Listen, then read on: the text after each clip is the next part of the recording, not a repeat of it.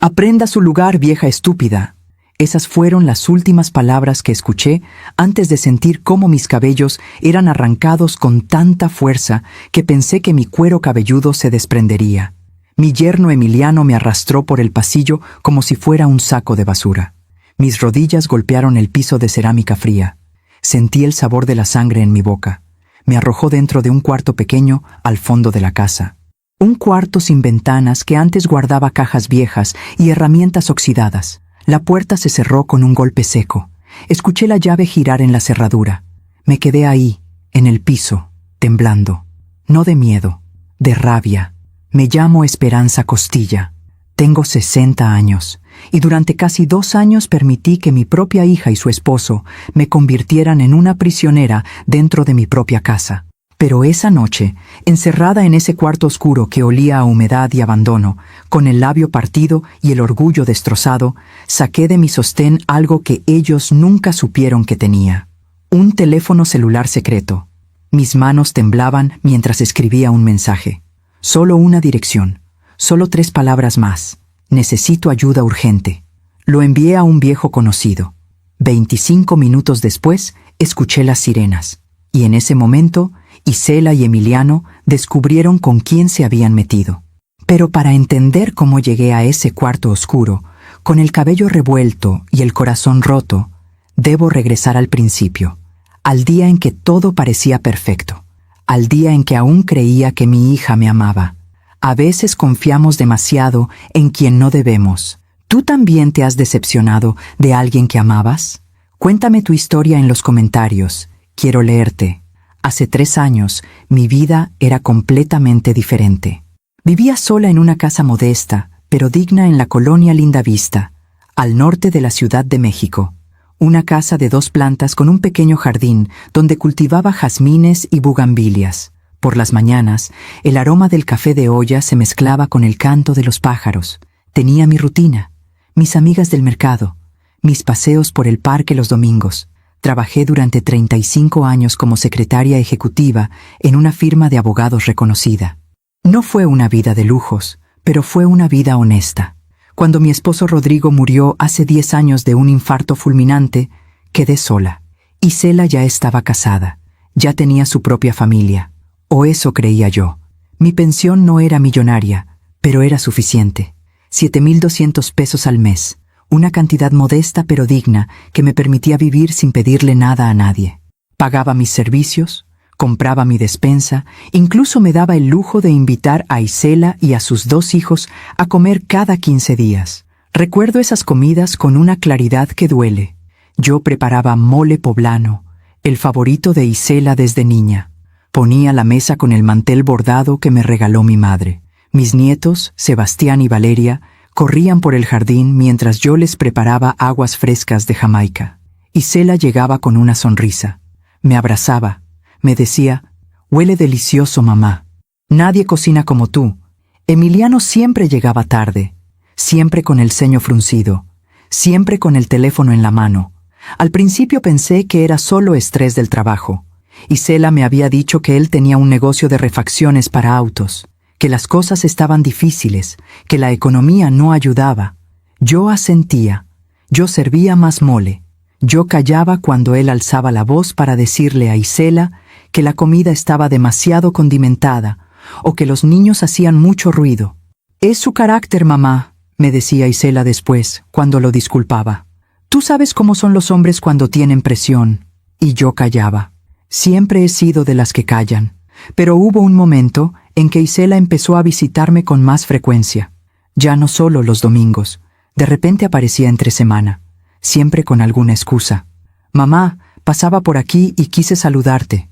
«Mamá, los niños querían verte». «Mamá, ¿tienes un cafecito?». Al principio me alegraba. Pensé que mi hija finalmente entendía el valor de pasar tiempo con su madre. Pensé que la vida le había enseñado que la familia es lo único que importa. Qué ingenua fui. Las visitas siempre terminaban igual. Tomábamos café, platicábamos de trivialidades, y luego, casi como si fuera casual, Isela dejaba caer una pregunta. «Mamá, ¿y cómo vas con tus gastos? Mamá, ¿te alcanza la pensión? Mamá, Si algún día necesitas ayuda, sabes que puedes contar conmigo, ¿verdad? Yo le sonreía. Le decía que estaba bien, que no necesitaba nada. Pero Isela insistía.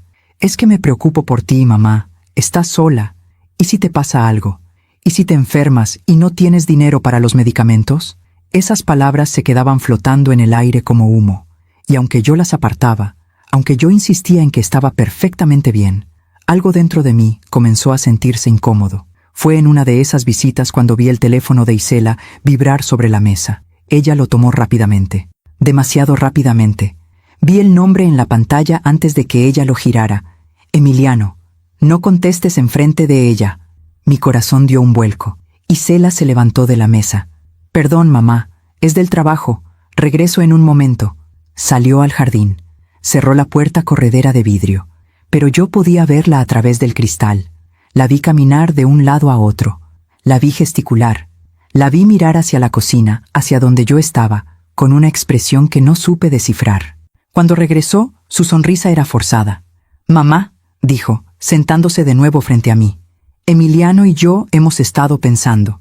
Tú aquí sola, en esta casa tan grande. Nosotros en ese departamento tan chiquito con los niños. ¿No crees que sería mejor, que sería más lógico, vivir todos juntos? Sentí un peso en el estómago. ¿Vivir juntos? Repetí. Sí, mamá. Piénsalo. Tú nos ayudarías con los niños. Nosotros te cuidaríamos a ti. Sería perfecto. Como una familia de verdad. Algo en su tono de voz no me gustó. Algo en la forma en que pronunció familia de verdad sonaba hueco. Pero Isela era mi única hija. Y yo, a mis 60 años, estaba cansada de estar sola. Déjame pensarlo, le dije. Esa noche no pude dormir. Me quedé sentada en mi mecedora, mirando por la ventana hacia el jardín oscuro. Las bugambilias se mecían con el viento. La luna llena iluminaba las macetas de barro. Y por primera vez en mucho tiempo, sentí miedo. No de estar sola, sino de ya no estarlo. 3 semanas después, Isela y Emiliano se mudaron a mi casa. Trajeron sus muebles, trajeron sus cajas, trajeron su ruido. Y desde el primer día, sentí que ya no era mi casa. Emiliano caminaba por los pasillos como si fuera el dueño. Movía mis cosas sin preguntar. Cambió el canal de la televisión, aunque yo estuviera viéndolo. Abrió la alacena y se quejó de que no había comida de verdad. Va, puras chucherías de vieja, dijo, tirando a la basura mis galletas Marías y mi avena. Isela solo reía. No le hagas caso, mamá, ya sabes cómo es. Pero yo no sabía cómo era, porque el Emiliano que yo conocía en las comidas familiares era callado, distante. Este Emiliano era invasivo, grosero, territorial, y mi hija lo dejaba hacer. La primera señal real llegó 2 meses después de que se mudaran. Yo estaba en la cocina preparando el desayuno cuando Isela entró con un sobre de papel manila. «Mamá, necesito que firmes esto». Dejó el sobre la mesa. «¿Qué es?», pregunté, secándome las manos en el delantal. «Solo son unos papeles para actualizar tu seguro médico. Por si acaso. Ya sabes, a tu edad es importante tener todo en orden». Algo en su mirada evitaba la mía. Abrí el sobre. Había varios documentos, letras pequeñas, términos legales que no entendía del todo. «¿Y esto de poder notarial?», pregunté, señalando una de las hojas. Isela se puso tensa. «Es¡solo para que yo pueda ayudarte con trámites si te pasa algo, mamá! Nada grave. Es rutinario». Pero mi instinto me decía que no era rutinario. «Déjame leerlo con calma», le dije, cerrando el sobre. La expresión de Isela cambió. Solo por un segundo. Vi algo en sus ojos que nunca antes había visto. Irritación. «Como quieras, mamá», dijo saliendo de la cocina. Esa noche, guardé el sobre sin firmar en el cajón de mi buró. Y por primera vez desde que tenía 12 años, desde que mi padre me enseñó a cuidarme, hice algo que no le conté a nadie. Fui al centro comercial. Entré a una tienda de electrónicos y compré un teléfono celular básico con una línea prepagada. No sabía por qué lo hacía. Solo sabía que lo necesitaba. Lo guardé en el fondo de mi armario, envuelto en un pañuelo viejo. Y seguí viviendo como si todo estuviera bien. Pero ya nada estaba bien. Mientras cuento todo esto, pienso en dónde estarás escuchándome. Escribe el nombre de tu ciudad en los comentarios. Los siguientes meses fueron una lenta agonía disfrazada de normalidad. Isela dejó de preguntarme por los papeles del poder notarial, pero yo sabía que no se había olvidado. Lo veía en la forma en que me observaba cuando yo revisaba mi correo. Lo veía en la forma en que entraba a mi habitación sin tocar, como buscando algo. Emiliano, por su parte, se volvió cada vez más presente en la casa y más ausente en el trabajo. Su supuesto negocio de refacciones parecía no existir. Se levantaba tarde, pasaba horas frente a la televisión, gritaba cuando los niños hacían ruido y siempre me miraba con ese desprecio apenas disimulado. «Ya hiciste la comida, Esperanza», me decía. Nunca Doña Esperanza, nunca suegra, solo Esperanza, como si yo fuera su empleada. Un día me atreví a corregirlo. «Me gustaría que me llamaras con más respeto, Emiliano». Él soltó una carcajada. «¿Respeto? Estás viviendo bajo el mismo techo que yo, comiendo de mi comida, usando mi luz, mi agua, y tú me pides respeto». Me quedé helada. «Esta es mi casa», dije, con la voz más firme que pude. «Por ahora», respondió él, y salió de la cocina. «Por ahora». Esas dos palabras se quedaron conmigo como una astilla clavada en el pecho. ¿Qué quiso decir con «por ahora»? Esa noche, cuando Isela y Emiliano salieron a dejar a los niños en casa de su otra abuela, revisé mi escritorio, el cajón donde guardaba mis documentos importantes, escrituras de la casa, actas de nacimiento, mi testamento. Todo estaba ahí, pero algo no estaba en su lugar. Los papeles estaban revueltos, como si alguien los hubiera sacado con prisa y los hubiera vuelto a meter sin cuidado. Yo siempre los ordenaba cronológicamente. Siempre los dejaba alineados en sus carpetas. Alguien había estado husmeando en mis cosas. Sentí un nudo en la garganta. Cerré el cajón, y en ese momento tomé una decisión. Al día siguiente, sin decirle nada a Isela, salí temprano de la casa. Tomé un taxi y fui al banco. El ejecutivo que me atendió era el mismo de siempre. El señor Campos, un hombre de unos 50 años que siempre me trataba con amabilidad. «Buenos días, doña Esperanza. ¿En qué puedo ayudarla?» «Necesito revisar mi cuenta», le dije, «y quiero saber si alguien más tiene acceso a ella». El señor Campos tecleó en su computadora. Frunció el ceño. «Su cuenta está a su nombre únicamente. Nadie más tiene acceso. ¿Hay algún problema?» «No», mentí. Solo quería asegurarme. ¿Desea agregar a algún beneficiario? ¿Algún familiar? «No», respondí rápidamente. «De hecho, quiero que nadie pueda hacer movimientos sin mi presencia física aquí en el banco». «¿Es posible?» El señor Campos asintió. «Claro. Podemos poner una restricción de seguridad. Cualquier movimiento mayor a 1,000 pesos requerirá su firma y su identificación en ventanilla. Hágalo, por favor». Firmé los documentos necesarios. Y cuando salí del banco, respiré un poco más tranquila. Pero esa tranquilidad duró poco. 2 semanas después, llegó el primer día de depósito de mi pensión. Era día 3 del mes. Siempre llegaba el día 3. 7,200 pesos exactos. Esa mañana, después del desayuno, Isela se acercó a mí con una taza de café en la mano. «Mamá, ya llegó tu pensión, ¿verdad?» Asentí.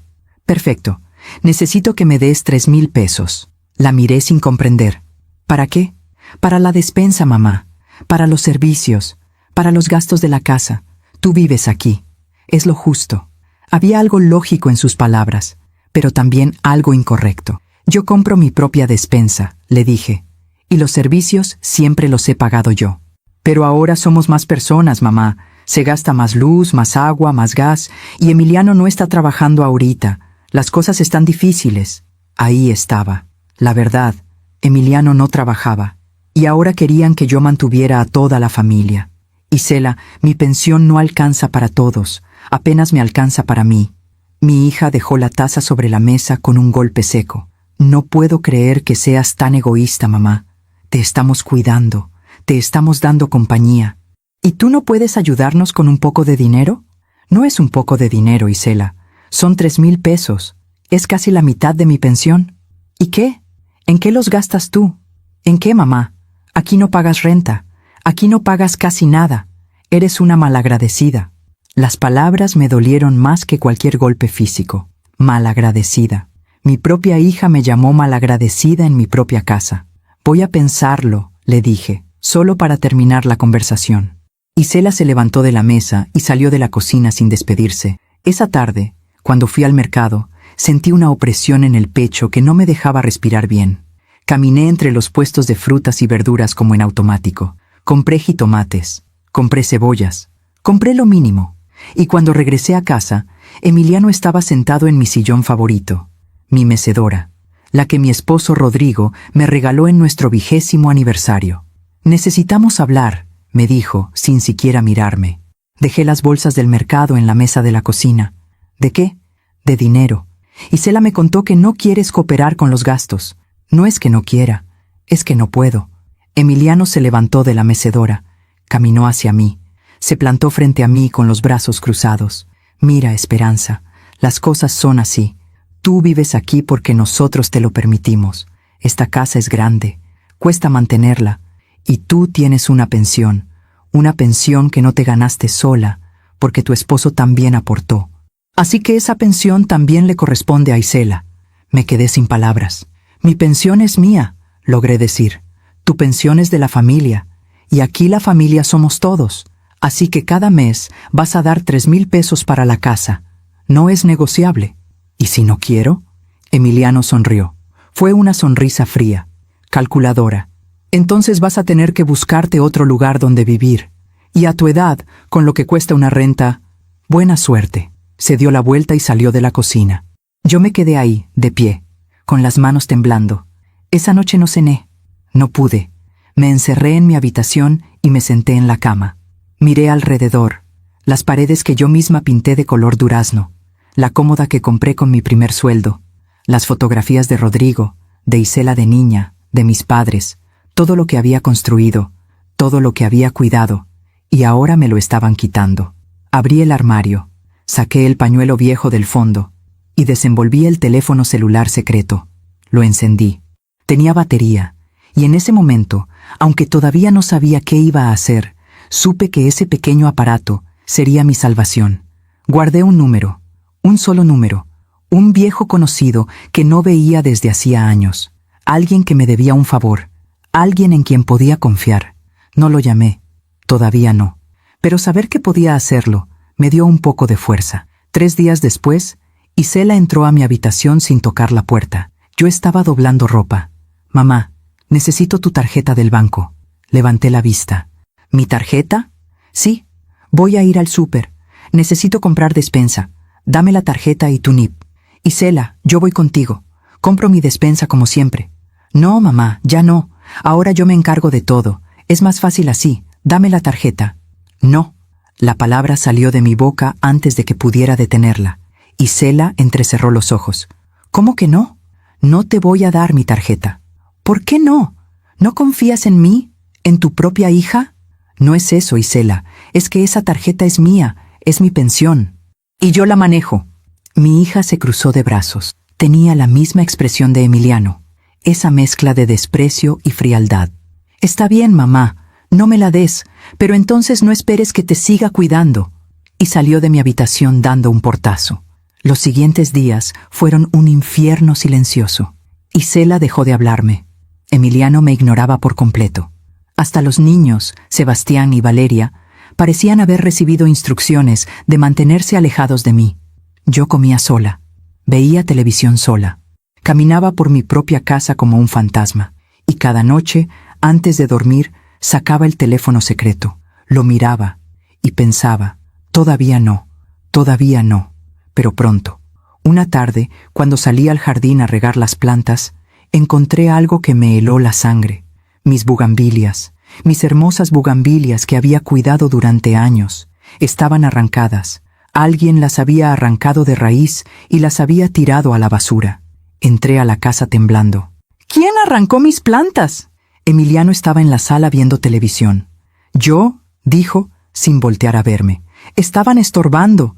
Quiero poner ahí una parrilla para hacer carnes asadas. Esas plantas tenían 10 años. Eran mías.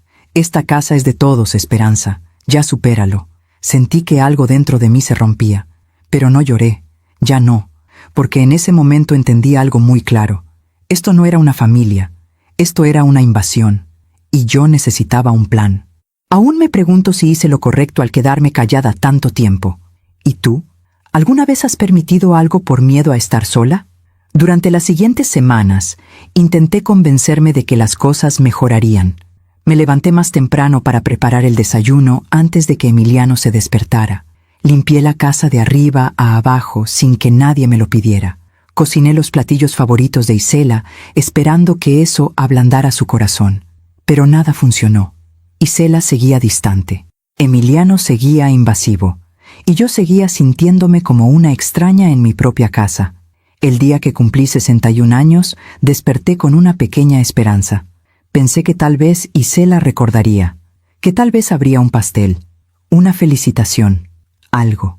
Me arreglé con más cuidado que de costumbre.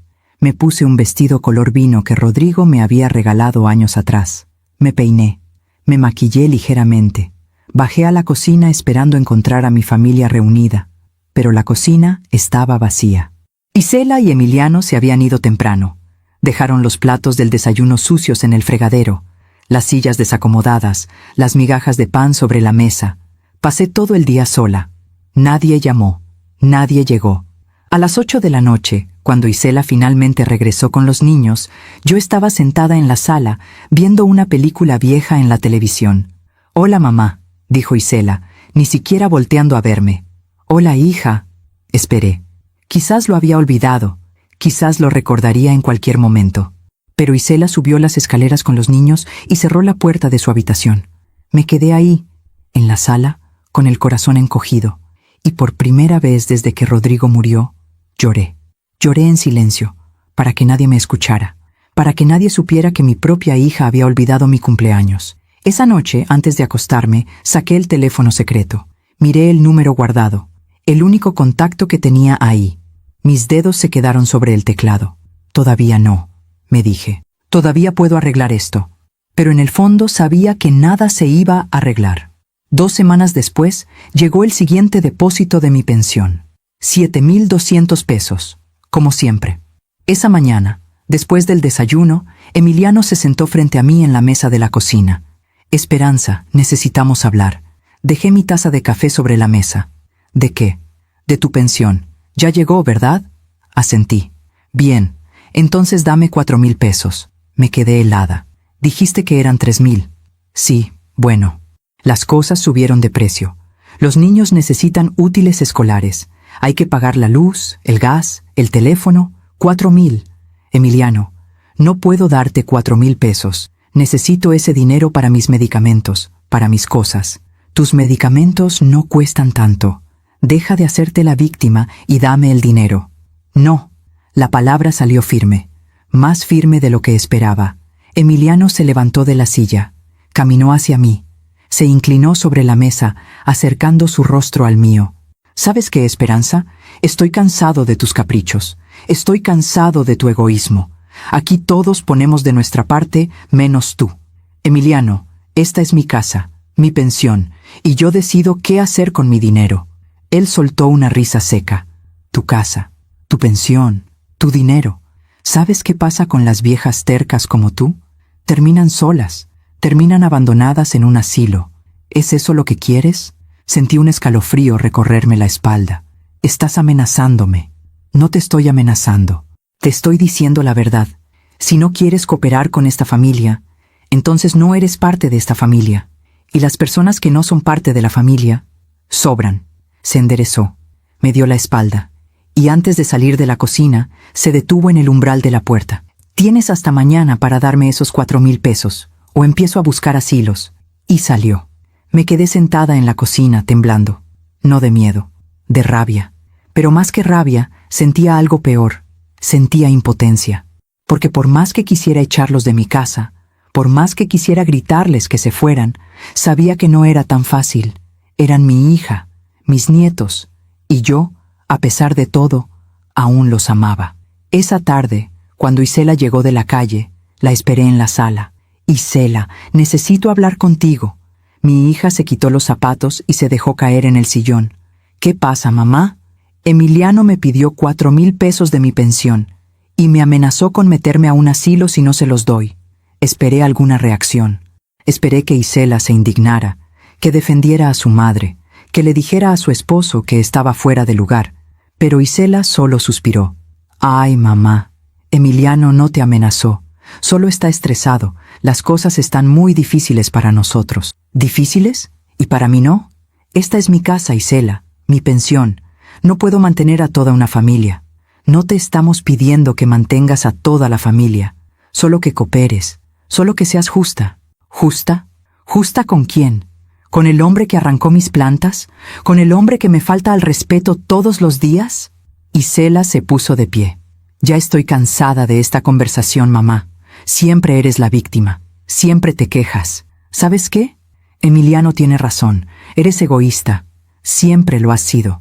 Las palabras me golpearon como piedras. «Isela, no, mamá, déjame terminar. Toda mi vida has sido así.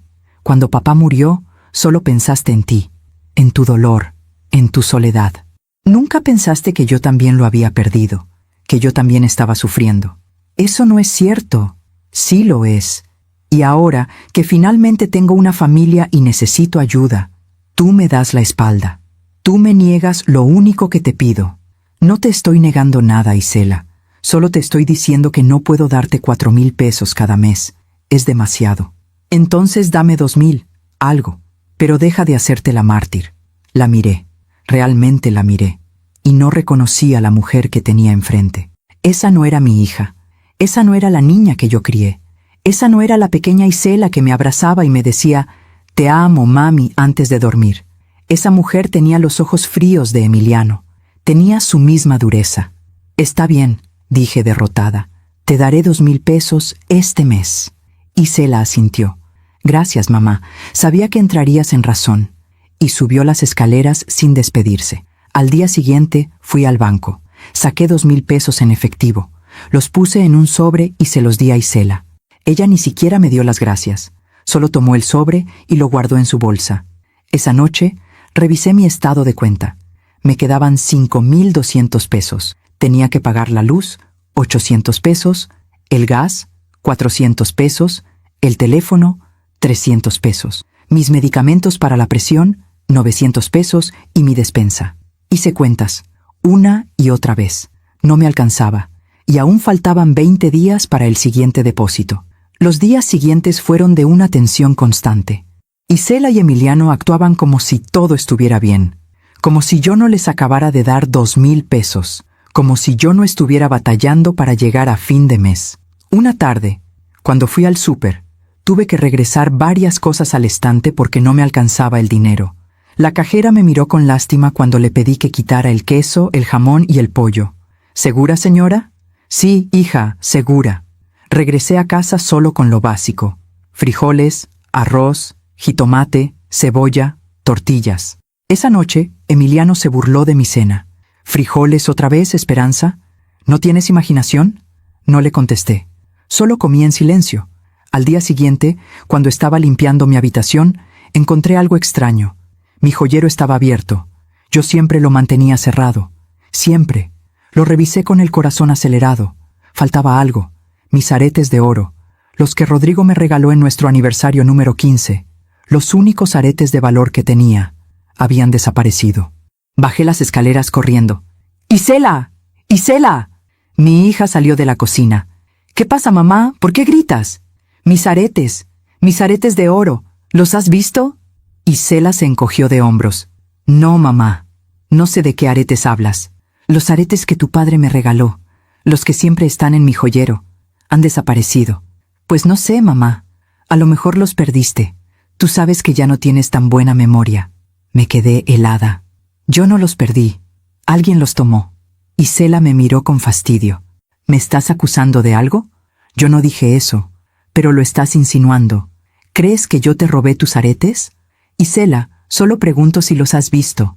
«No, mamá, no los he visto, y me parece muy feo que andes acusando a tu propia familia de robo». Se dio la vuelta y se fue. Yo me quedé ahí, en medio de la sala, sintiéndome más sola que nunca. Subí a mi habitación, cerré la puerta con seguro, y lloré. Lloré por los aretes, lloré por el dinero, lloré por mi dignidad, pero sobre todo, lloré porque finalmente entendí algo. No estaba perdiendo mis cosas por descuido, me las estaban robando. Y cuando saqué el teléfono secreto esa noche, ya no pensé todavía no. Pensé pronto, muy pronto. Mientras cuento todo esto, pienso en dónde estarás escuchándome. Escribe el nombre de tu ciudad en los comentarios. El mes siguiente llegó mi pensión como siempre, 7,200 pesos. Pero esta vez algo era diferente. Esta vez yo estaba preparada. Fui al banco el mismo día del depósito. Llegué temprano, antes de que abrieran las tiendas del centro. Me senté en la banca de la entrada y esperé. Cuando el señor Campos llegó, me saludó con su amabilidad de siempre. «Buenos días, doña Esperanza. Qué temprano por aquí». «Buenos días. Necesito hablar con usted. Es importante». Me hizo pasar a su escritorio. Cerró la puerta de la oficina. «¿Qué sucede?» Respiré profundo. Necesito que me explique algo. Si alguien quisiera sacar dinero de mi cuenta sin que yo esté presente, ¿podría hacerlo? El señor Campos frunció el ceño. No, doña Esperanza. Como le expliqué hace unos meses, pusimos restricciones en su cuenta. Cualquier movimiento requiere su presencia física y su identificación. ¿Por qué lo pregunta? ¿Tiene alguna sospecha? Sí, creo que mi familia está tratando de acceder a mi dinero. El señor Campos asintió lentamente. Entiendo. Desafortunadamente, es algo más común de lo que se piensa. Familiares que se aprovechan de adultos mayores. ¿Alguien le ha pedido su tarjeta o su NIP? Sí, mi hija. ¿Y se los dio? No. Bien, manténgalo así. Y si me permite un consejo personal, considere abrir una cuenta de ahorro secreta, una que solo usted conozca, para emergencias. Sus palabras me dieron una idea. ¿Puedo hacerlo ahora? Por supuesto. 30 minutos después, salí del banco con una nueva tarjeta de débito. Una cuenta de ahorro completamente independiente a mi pensión. Había transferido 2,000 pesos a esa cuenta. Dinero que nadie sabía que existía. Guardé la tarjeta en el lugar más seguro que se me ocurrió, dentro de una caja de avena en la alacena de mi habitación. Nadie revisaría ahí. Cuando regresé a casa, Emiliano estaba esperándome en la sala. ¿Dónde estabas? Fui al banco. ¿Al banco? ¿Para qué? Para sacar dinero. Emiliano extendió la mano. Dame 3,000 pesos. ¿3,000? ¿El mes pasado acordamos 2,000? Las cosas cambiaron. Los niños necesitan uniformes nuevos. Dame 3,000. Sentí que la sangre me hervía. No te voy a dar 3,000 pesos, Emiliano. Su expresión se endureció. ¿Cómo dijiste? Que no. Ya te di 2,000 el mes pasado. No puedo seguir dándote más. Emiliano se levantó del sillón. Caminó hacia mí con pasos lentos y calculados. Escúchame bien, vieja. Tú no decides nada en esta casa. Aquí yo mando. Y si yo te digo que me des 3,000 pesos, ¿me los das? Esta es mi casa, dije, aunque mi voz temblaba. Y tú no mandas nada aquí. Por un momento pensé que me iba a golpear. Vi la rabia en sus ojos. Vi cómo cerraba los puños. Pero entonces apareció Isela en las escaleras. ¿Qué pasa aquí? «Tu mamá no quiere cooperar», dijo Emiliano, sin quitarme los ojos de encima. Isela bajó las escaleras. Se colocó junto a su esposo, los dos frente a mí. «Mamá, dame el dinero». «Isela, no puedo seguir dándoles dinero todos los meses. Mi pensión no alcanza». «Entonces vende algo». Me quedé sin aliento. «¿Qué venda algo?» «Sí, mamá. Esta casa está llena de cosas viejas que no usas. Vende la vajilla de porcelana de la abuela, vende los cuadros, vende lo que sea, pero consigue el dinero. Isela, esa vajilla es de mi madre, es lo único que me queda de ella. ¿Y qué? ¿Vas a dejar que tu familia pase necesidades por un plato viejo?» No podía creer lo que estaba escuchando. Ustedes no están pasando necesidades. Emiliano simplemente no quiere trabajar. El golpe llegó tan rápido que no lo vi venir. Emiliano me dio una bofetada. No fue fuerte, no me tiró al piso, pero el impacto emocional fue devastador. Me llevé la mano a la mejilla, sentí el ardor, sentí las lágrimas brotando. «¡Emiliano!», gritó Isela, pero no lo gritó por indignación. Lo gritó por miedo, miedo a que yo hiciera algo.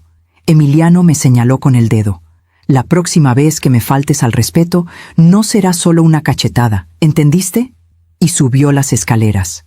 Me quedé ahí, de pie, con la mejilla ardiendo y el corazón destrozado. Isela me miró. Por un segundo, solo un segundo, vi algo en sus ojos. «¿Culpa?». ¿Arrepentimiento? Pero entonces desvió la mirada. No debiste provocarlo, mamá. Y siguió a su esposo escaleras arriba. Me quedé sola en la sala. Y en ese momento algo dentro de mí se rompió definitivamente. Subí a mi habitación. Cerré la puerta con seguro. Saqué el teléfono secreto. Mis manos temblaban mientras escribía un mensaje. Hola, soy Esperanza. ¿Te acuerdas de mí? Necesito tu consejo. Es urgente. Lo envié.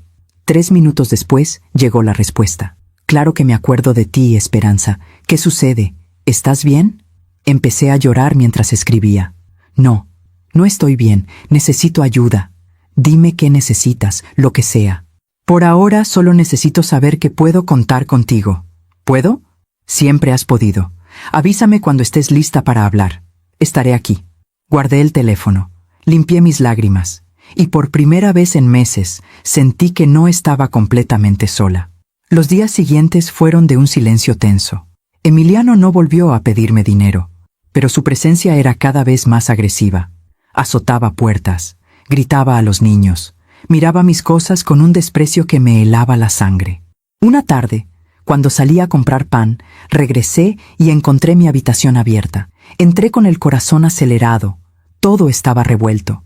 Mis cajones abiertos, mi ropa tirada en la cama, mi joyero volcado. Habían estado buscando algo. Revisé rápidamente. La caja de avena seguía en su lugar. La tarjeta secreta estaba a salvo. El teléfono secreto también. Pero mi anillo de bodas había desaparecido. El anillo que Rodrigo me puso en el dedo hace 42 años. El anillo que nunca me quité, ni siquiera cuando él murió. El anillo que me quitaba solo para bañarme y que guardaba en una cajita de terciopelo. Había desaparecido. Bajé las escaleras furiosa. ¡Isela! ¡Emiliano! Los encontré en la cocina. ¿Quién entró a mi habitación? Isela levantó la vista de su teléfono. ¿De qué hablas? Mi habitación está revuelta. Alguien entró, y mi anillo de bodas desapareció. Emiliano se encogió de hombros. Yo no fui. Yo tampoco, mamá, dijo Isela. A lo mejor lo perdiste. No lo perdí, me lo robaron, y sé que fueron ustedes. Emiliano se levantó de la silla. Cuidado con lo que dices, Esperanza. ¿O qué? ¿Me vas a golpear otra vez? Si es necesario. Isela se puso de pie. Ya basta, los dos. Mamá, nadie te robó nada. Estás paranoica. Estás inventando cosas. No estoy inventando nada. Primero fueron mis aretes. Ahora es mi anillo. ¿Qué sigue? ¿Van a vender toda mi casa mientras yo duermo? Isela soltó una risa seca. No seas ridícula. Pero algo en su mirada me confirmó lo que ya sabía. Ellos tenían mi anillo, y lo habían vendido. Esa noche no pude dormir. Me quedé acostada en la cama, mirando el techo, pensando en todo lo que había perdido. Mis aretes, mi anillo, mi dignidad, mi paz, y lo peor, mi hija. Porque la mujer que vivía en mi casa ya no era Isela. Era una extraña con su rostro. Al día siguiente, decidí hacer algo que nunca pensé que haría. Fui a una notaría. Le pedí al notario que me explicara cómo funcionaban las herencias, cómo funcionaban los testamentos, qué pasaba si alguien te robaba. El notario, un hombre de unos 60 años con anteojos gruesos, me escuchó con atención. Señora, si usted sospecha que sus familiares la están despojando de sus bienes, puede tomar medidas legales, puede desheredarlos, puede proteger su patrimonio. ¿Cómo? Primero, necesitamos documentar todo, cada robo, cada amenaza, cada agresión. Segundo, necesitamos testigos. ¿Hay alguien que pueda dar fe de lo que está viviendo? Pensé en mis vecinas, en la señora Remedios que vivía en la casa de al lado, en don Arturo que vendía tamales en la esquina, pero me daba vergüenza contarles. No, mentí. El notario asintió. Entonces será más difícil, pero no imposible. ¿Tiene usted algún documento que compruebe que la casa es suya? Sí. Las escrituras. Bien. Guárdelas en un lugar seguro. Un lugar donde ellos no puedan encontrarlas. Y si la situación se pone peligrosa, llame a la policía. Salí de la notaría con una mezcla de alivio y terror. Alivio porque sabía que había opciones. Terror porque sabía que usar esas opciones significaba perder a mi familia para siempre. Esa tarde, cuando regresé a casa, encontré a Isela esperándome en la sala. «Mamá, ¿dónde estabas?» Salí a caminar. ¿A caminar? ¿A dónde? Al parque. Isela entrecerró los ojos. ¿Solo al parque? Sí, Isela, solo al parque. ¿Por qué me interrogas?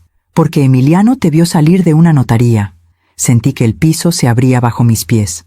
¿Me estaban siguiendo? No te estábamos siguiendo. Emiliano pasaba por ahí y te vio. ¿Qué estabas haciendo en una notaría, mamá? Pensé rápido. Estaba preguntando por mi testamento. Quiero actualizarlo. ¿Actualizarlo? ¿Por qué? Porque soy una mujer de 61 años, Isela. Es normal que tenga mis cosas en orden. Isela se cruzó de brazos. ¿Y qué vas a poner en ese testamento? La miré directo a los ojos. Eso es asunto mío. Mi hija apretó la mandíbula. Está bien, mamá. Guárdate tus secretos. Pero te advierto algo. Si estás pensando en desheredarme, te vas a arrepentir. ¿Me estás amenazando? No, te estoy avisando. Y salió de la sala. Esa noche, guardé las escrituras de la casa en un sobre manila. Las escondí dentro de una Biblia vieja que nadie abría. La Biblia la puse en el estante más alto de mi closet, detrás de unas cajas de zapatos, y saqué el teléfono secreto. Escribí otro mensaje. Creo que pronto voy a necesitar tu ayuda de verdad. ¿Sigues ahí? La respuesta llegó en segundos. Aquí estoy. Dime qué necesitas y cuándo lo necesitas. Pronto. Te avisaré pronto. Guardé el teléfono, y por primera vez en mucho tiempo, sentí que tenía un plan. Un plan para salir de esto. Un plan para recuperar mi vida. Pero antes de poder ejecutarlo, las cosas se pusieron mucho peor. 3 días después, llegó el cobrador de la luz. Tocó a la puerta. Yo abrí. Buenos días, señora. Vengo a dejar el recibo de la luz. Me entregó el papel. Lo abrí. 3,200 pesos. Me quedé helada. Debe haber un error. Mi recibo nunca pasa de 800 pesos. No hay error, señora. Hubo un consumo excesivo este bimestre. Pero eso es imposible. El cobrador se encogió de hombros. Es lo que marca el medidor. Si tiene alguna duda, puede llamar a la compañía. Se fue. Yo me quedé ahí, con el recibo en la mano, sintiendo cómo la rabia crecía dentro de mí. Entré a la casa. Fui directo a la sala, donde Emiliano estaba viendo televisión. ¿Qué es esto?, le dije, mostrándole el recibo. Él ni siquiera volteó a verme. El recibo de la luz. 3,200 pesos, Emiliano. ¿Qué hicieron? ¿Dejaron todas las luces prendidas las 24 horas? No sé de qué hablas. Claro que sabes, este recibo está inflado y sé que fue a propósito. Ustedes están tratando de quebrarme económicamente para que les dé más dinero. Emiliano finalmente me miró y sonrió. Esa sonrisa fría y calculadora que ya conocía. Paga el recibo, Esperanza, o nos cortan la luz. Y si nos cortan la luz, los niños no van a poder hacer su tarea. ¿Quieres eso? Esto es tu culpa. Pruébalo. No pude, porque no tenía pruebas. Solo tenía un recibo imposible y la certeza de que me estaban destruyendo lentamente. Esa noche saqué el teléfono secreto por última vez antes de que todo explotara. Escribí un mensaje largo. Le conté todo. El dinero, las amenazas, los robos, la bofetada, el recibo inflado. Y terminé con una pregunta. ¿Qué hago? Ya no aguanto más. La respuesta llegó 1 hora después. Esperanza, lo que estás viviendo es violencia patrimonial y abuso familiar. Puedes denunciarlos. Yo puedo ayudarte. Pero necesito que me digas, ¿estás lista para dar ese paso? Porque una vez que empieces, no hay vuelta atrás. Leí el mensaje una y otra vez. ¿Estaba lista? ¿Estaba lista para denunciar a mi propia hija? ¿Estaba lista para perder a mis nietos? ¿Estaba lista para quedarme completamente sola? No lo sabía, pero sabía una cosa. No podía seguir viviendo así. Escribí una última respuesta esa noche. Todavía no estoy lista, pero pronto lo estaré. Gracias por estar ahí. Guardé el teléfono. Apagué la luz y me preparé para lo que vendría, porque sentía en mis huesos que algo terrible estaba por suceder. Y tenía razón. Lo que sucedió 3 días después cambió todo. Era viernes por la tarde. Yo estaba en la cocina preparando sopa de verduras. Los niños, Sebastián y Valeria, jugaban en el patio trasero. Isela había salido al mercado, y Emiliano estaba en su habitación, como siempre, viendo la televisión. O eso creía yo. Cuando subí a mi cuarto a buscar un suéter porque empezaba a hacer frío, escuché voces. Venían de la habitación de Isela y Emiliano. La puerta estaba entreabierta. Normalmente no me detengo a escuchar conversaciones ajenas, pero algo en el tono de voz de Emiliano me hizo quedarme inmóvil en el pasillo. «Te digo que ya casi está», decía Emiliano. «¿Estás seguro?», respondió otra voz. No era Isela, era un hombre. Me acerqué con cuidado. Puse la espalda contra la pared y escuché. «Sí, compadre. La vieja ya está prácticamente quebrada. Le hemos sacado como 6,000 pesos en estos 2 meses. Y todavía le quedan las joyas que le faltan, algunos muebles que podemos vender y lo más importante, la casa». «¿Y ella ya firmó el poder notarial?». «No. Se puso terca con eso, pero no importa. Tengo otro plan». «¿Cuál?». «Voy a hacer que se vea mentalmente incapaz. Voy a documentar que está senil, que se le olvidan las cosas, que dice que le roban cuando ella misma las pierde. Ya llevo un cuaderno con anotaciones. Cuando tenga suficiente, la llevo con un médico que me debe un favor y consigo un certificado de incapacidad mental». El otro hombre soltó una risa. «Eres un cabrón, Emiliano. Los negocios son negocios, compadre. Esa casa vale como 3 millones de pesos. Está en una zona que se está revalorizando. Si logro que Isela herede todo y luego convenzo a mi suegra de firmar la casa a nombre de Isela, podemos venderla y dividir el dinero». «¿E Isela sabe todo esto?». Hubo un silencio. «Isela sabe lo que necesita saber. Ella cree que solo estamos ahorrando un poco de dinero hasta que mi negocio despegue. No sabe que ya vendí sus aretes y su anillo. No sabe que estoy inflando los recibos para sacarle más dinero. Y definitivamente no sabe que planeo vender esta casa en cuanto sea legalmente posible. ¿Y si la vieja se da cuenta?». «No se va a dar cuenta. Y si se da cuenta, ya es demasiado tarde. Además, ¿a quién le va a decir? No tiene amigos, no tiene familia. Está sola, completamente sola». Sentí que las piernas me temblaban. Me alejé de la puerta con cuidado. Bajé las escaleras sin hacer ruido. Entré a mi habitación, cerré la puerta con seguro y me dejé caer en la cama. No podía respirar. Todo era mentira. Todo era una trampa. Emiliano nunca tuvo intención de convivir como familia. Nunca tuvo intención de cuidarme. Desde el principio, desde el primer día que se mudaron a mi casa, su único objetivo era despojarme de todo. Y lo peor de todo, Isela lo sabía. Tal vez no sabía los detalles, tal vez no sabía sobre las joyas vendidas o los recibos inflados, pero sabía que me estaban usando, sabía que me estaban robando, y no hizo nada para detenerlo. Me quedé acostada en la cama, mirando el techo, sintiendo cómo todo mi mundo se desmoronaba. Pensé en Rodrigo, en lo que él diría si estuviera vivo, en cómo me protegería, en cómo echaría a Emiliano de la casa a patadas. Pero Rodrigo no estaba, y yo estaba sola, completamente sola. Saqué el teléfono secreto. Mis manos temblaban tanto que apenas podía escribir. «Necesito verte, urgente. Descubrí algo grave». La respuesta llegó en 2 minutos. «¿Dónde y cuándo?». «Mañana, en la cafetería del parque, a las 10 de la mañana. Ahí estaré». «¿Estás en peligro ahora?». «No lo sé, pero tengo miedo. Si sientes que estás en peligro inmediato, llámame, al número que te di, no importa la hora. ¿De acuerdo?». «De acuerdo». Guardé el teléfono, y esa noche no pude dormir. Cada ruido me sobresaltaba. Cada paso en el pasillo me hacía pensar que venían por mí. Cada crujido de la casa me hacía imaginar lo peor. A las 3 de la madrugada, escuché que alguien intentaba abrir la puerta de mi habitación. La manija se movió. 1 vez, 2 veces, luego silencio. Me quedé congelada en la cama, sin atreverme a respirar. Minutos después, escuché pasos alejándose. Al día siguiente, desperté con ojeras y el corazón acelerado. Esperé a que Isela y Emiliano salieran. Le habían dicho a los niños que los llevarían a casa de la otra abuela. En cuanto se fueron, me arreglé rápidamente. Me puse un suéter, tomé mi bolsa y salí de la casa. Caminé rápido hacia el parque. Sentía que alguien me seguía, aunque cuando volteaba no había nadie. Llegué a la cafetería a las 10 en punto, y ahí estaba él, comandante Julián Ortega. Nos habíamos conocido hace 20 años, cuando yo trabajaba en la firma de abogados. Él era un joven policía que venía a presentar reportes. Yo le ayudé en un caso complicado, dándole acceso a documentos que necesitaba. Desde entonces, mantuvimos una amistad respetuosa.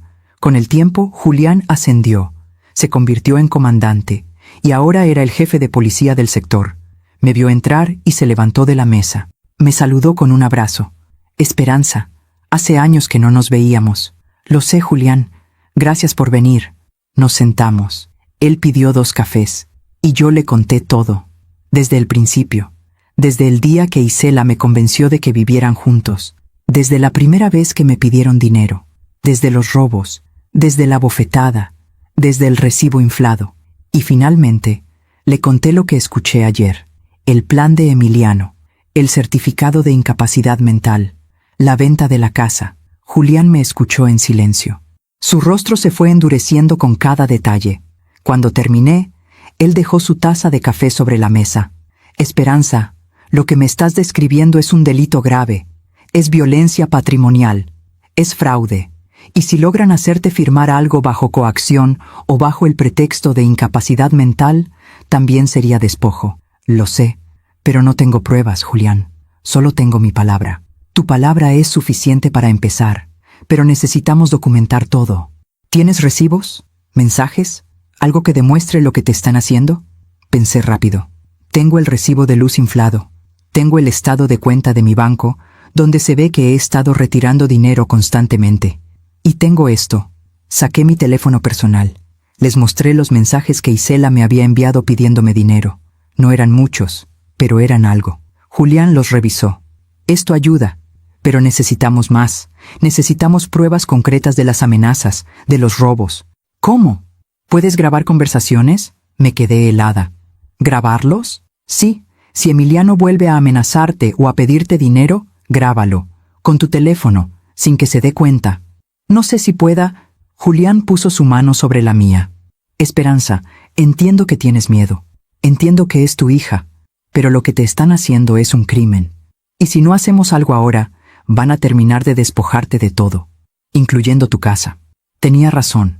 Lo sabía. Pero la idea de grabar a mi propia hija, de reunir pruebas contra ella, me partía el corazón. Necesito pensarlo, dije. Julián asintió. Está bien. Tómate tu tiempo, pero no mucho. Mientras más tiempo pase, más difícil será revertir el daño. Y si Emiliano logra conseguir ese certificado de incapacidad mental... No terminó la frase. No hizo falta. Nos despedimos con otro abrazo. Ten mi número en marcación rápida, me dijo Julián antes de irse. Si pasa algo, si sientes que estás en peligro, llámame. Llegaré en minutos. Asentí, y regresé a casa con el corazón pesado. Cuando llegué, Isela y Emiliano ya habían regresado. Estaban en la sala, discutiendo en voz baja. En cuanto me vieron entrar, se callaron. «Hola, mamá», dijo Isela con una sonrisa forzada. «¿Dónde estabas?» «Fui a caminar al parque». «¿Al parque? ¿Sola?» «Sí, Isela. Sola. ¿Algún problema?» Emiliano me miró con desconfianza. «¿Con quién hablaste en el parque?» Sentí un escalofrío. «¿Cómo sabes que hablé con alguien?» «Te vi», dijo Emiliano. «Te vi entrando a la cafetería. ¿Con quién estabas?» Me quedé helada. ¿Me había seguido? «Con una amiga», mentí. «Una amiga del trabajo de hace años». «¿Qué amiga?» «Emiliano, no tengo por qué darte explicaciones». Él se levantó del sillón. «Sí tienes que dármelas, porque estás actuando muy raro últimamente, saliendo a escondidas, guardando secretos». «No estoy guardando secretos». «Sí lo estás. Y sé que estás planeando algo». «¿Y planear algo? ¿De qué hablas?» Emiliano caminó hacia mí. Se detuvo a centímetros de mi cara. «Te vi salir de la notaría la semana pasada. Te vi en el parque hoy. Sé que estás buscando ayuda. Sé que quieres echarnos de aquí». «Esta es mi casa, Emiliano. Puedo echarlos cuando yo quiera». Él sonrió. Esa sonrisa que ya me daba pesadillas. «No puedes, porque tengo derechos como inquilino, porque Isela es tu hija, y porque si intentas algo, voy a demostrar que estás loca, que estás senil, que no estás en condiciones de tomar decisiones». Ahí estaba, la amenaza que escuché ayer, la misma amenaza, ahora dicha en mi cara. «No estoy loca. Eso lo veremos». Isela se puso de pie. «Emiliano, ya basta». Pero su voz no tenía fuerza, no tenía convicción. Emiliano me dio la espalda. «Cuídate, Esperanza, porque estás jugando con fuego». Y subió las escaleras. Isela me miró. Por un momento vi a mi hija, a la verdadera Isela, a la niña que yo crié. Vi culpa en sus ojos, vi arrepentimiento, pero entonces bajó la mirada. Deberías tener más cuidado, mamá. Y me dejó sola en la sala. Subí a mi habitación, cerré la puerta con seguro, saqué el teléfono secreto y escribí un mensaje a Julián. Me amenazó. Me dijo que va a demostrar que estoy loca, que va a quitarme todo. Necesito ayuda. La respuesta llegó inmediatamente. Empieza a grabar todo, cada conversación, cada amenaza, y mantén ese teléfono bien escondido. Voy a hablar con un juez conocido mío. Vamos a preparar una orden de protección preventiva, pero necesito pruebas. Lo haré. Y Esperanza, si la situación se pone violenta, no dudes en llamarme, día o noche. ¿De acuerdo? De acuerdo. Guardé el teléfono. Esa noche, cuando todos dormían, bajé a la cocina. Necesitaba agua. Necesitaba aire. Y fue ahí, en la cocina oscura, donde vi algo que me heló la sangre. Sobre la mesa había un folder con el logo de un hospital psiquiátrico. Lo abrí con manos temblorosas. Dentro había documentos, formularios y una carta dirigida a un doctor. Estimado doctor Mendoza, le escribo para solicitar una evaluación psiquiátrica para mi suegra, la señora Esperanza Costilla, de 61 años. En los últimos meses hemos notado un deterioro cognitivo considerable. Olvida dónde pone las cosas y luego nos acusa de robarle. Tiene episodios de paranoia. Cree que la estamos vigilando o persiguiendo. Su comportamiento se ha vuelto errático e impredecible. Adjunto un registro de incidentes que he documentado en los últimos 2 meses. Solicito una evaluación completa para determinar si es necesario iniciar un proceso de interdicción por incapacidad mental. Atentamente, Emiliano Vargas Torres. Mis manos temblaban tanto que el papel se caía. Ya lo había hecho. Ya había iniciado el proceso. Ya había fabricado evidencia de que yo estaba loca, y ese registro de incidentes que mencionaba era el cuaderno del que habló por teléfono. Un cuaderno lleno de mentiras. Saqué mi teléfono personal. Con manos temblorosas le tomé fotografías a todos los documentos, a la carta, a los formularios, y guardé todo exactamente como estaba. Subí a mi habitación. Le envié las fotos a Julián por el teléfono secreto. Su respuesta llegó en minutos. Esto es oro, Esperanza. Es prueba de intento de fraude. Mañana a primera hora voy con un juez. Vamos a detener esto. ¿Qué hago mientras tanto? Actúa normal. No dejes que sepan que encontraste esto. Y mantente alerta. Si Emiliano sospecha que descubriste su plan, puede volverse violento. Está bien. Esperanza, aguanta un poco más. Ya casi terminamos con esto. Esa noche no dormí. Me quedé despierta, sentada en mi cama, con el teléfono secreto en una mano y la fotografía de Rodrigo en la otra. Ayúdame, amor, susurré. Ayúdame a salir de esto. Y mientras la noche avanzaba, mientras escuchaba los sonidos de la casa durmiendo, supe que se acercaba el final. Un final que sería doloroso, un final que sería necesario, pero un final al fin, porque ya no podía seguir viviendo así. Ya no podía seguir siendo prisionera en mi propia casa, y aunque me doliera el alma, aunque me destrozara el corazón, sabía lo que tenía que hacer. Sabía que tenía que luchar, aunque esa lucha significara perder a mi hija para siempre. Aún me pregunto si hice lo correcto. ¿Y tú? ¿Qué habrías hecho en mi lugar? Los 2 días siguientes fueron los más largos de mi vida. Tuve que actuar como si nada hubiera pasado, como si no supiera del plan, como si no hubiera visto los documentos, como si mi mundo no se estuviera derrumbando. Julián me llamó al teléfono secreto el lunes por la mañana. Esperanza, ya hablé con el juez. Está dispuesto a escucharte, pero necesita que presentes una denuncia formal. Y necesita que tengas más pruebas de las amenazas verbales. ¿Qué tipo de pruebas? Grabaciones, videos, testigos, algo que demuestre que Emiliano te ha amenazado directamente. Julián, si empiezo a grabar conversaciones, él se va a dar cuenta. No tiene que darse cuenta. Usa tu teléfono. Déjalo grabando en tu bolsillo o en la mesa, como si estuviera ahí por accidente. Respiré profundo. Está bien. Lo intentaré. Y Esperanza, ten mucho cuidado.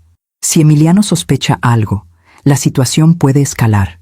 Mantén tu teléfono personal siempre contigo.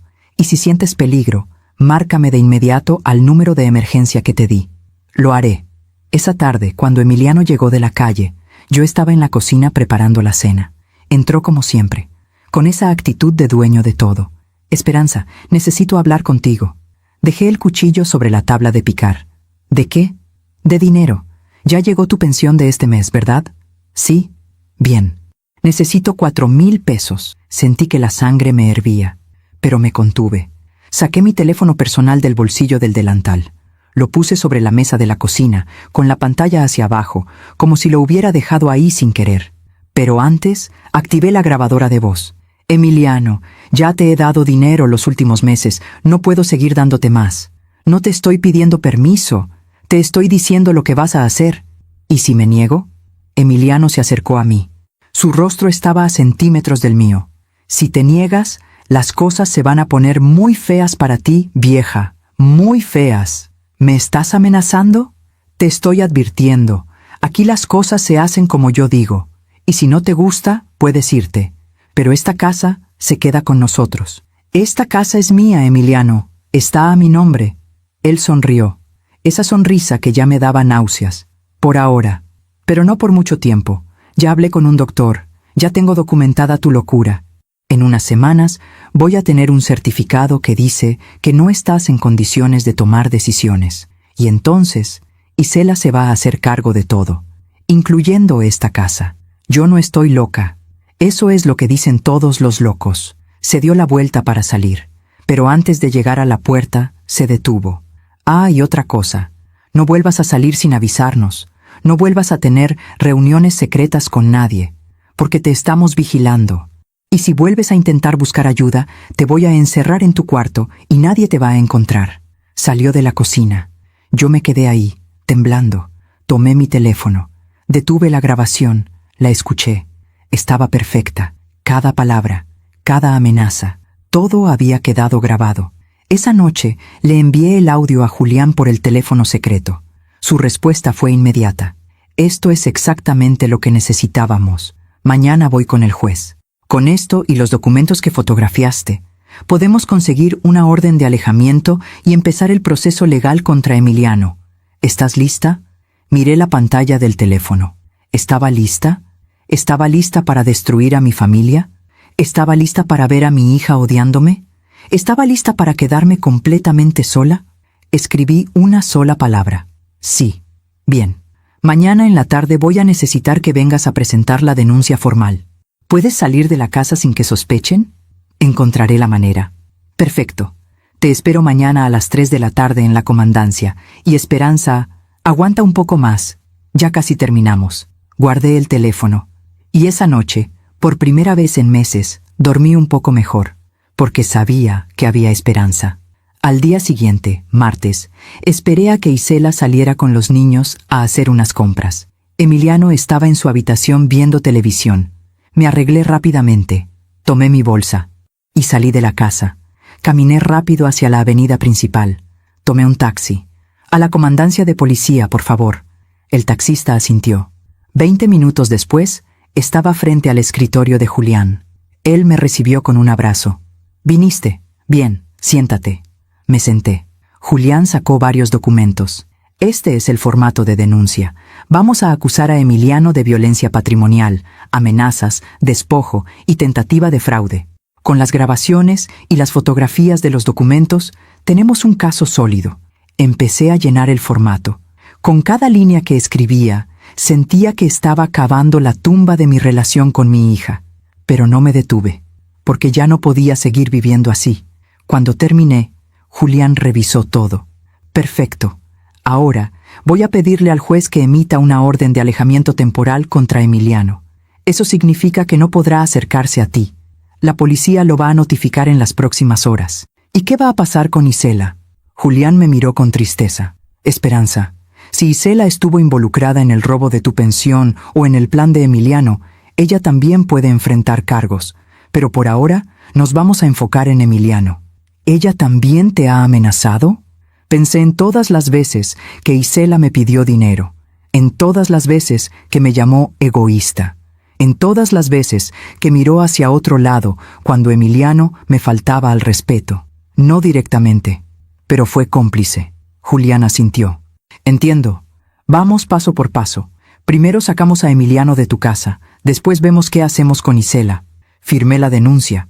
Julián me acompañó hasta la puerta. Esperanza, en unas horas vamos a ir a tu casa a notificar a Emiliano. Necesito que cuando lleguemos estés preparada.